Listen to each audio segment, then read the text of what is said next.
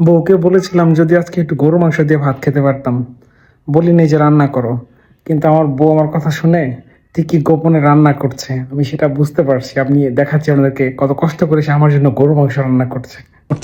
এই যে দেখেন গোপনে কিভাবে রান্না করছে, আমি দেখাচ্ছি। কি রান্না করছো তুমি দেখি একটু। বলেছিলাম গরুর মাংস খাবো, যদি পারো। আল্লাহ,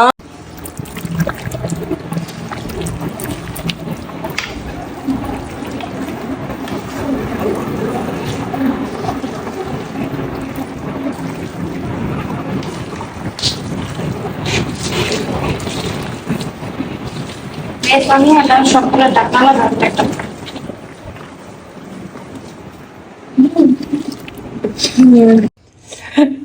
এই সেই মজাদার মাংস রান্না। না এই খেয়ে। সেই না, আরে খাবো আমি, দাঁড়াও, দেখি তো আমার জিভে জল চলে আসছে, এখনই আমি খাবো। তাড়াতাড়ি সার্ভ করো টেবিলে, দেখাচ্ছি আমি টেবিলে। এই সেই মজাদার মাংস মনে হচ্ছে, কারণ টেস্ট করেছি। মজাদার বলার কারণ হচ্ছে আমাকে রান্নার সময় একটু টেস্ট করিয়েছিল, দেখেই ভালো লাগছে। সেই না মাংস খেয়ে তারপরে বাকি রিভিউটা আবার দিব।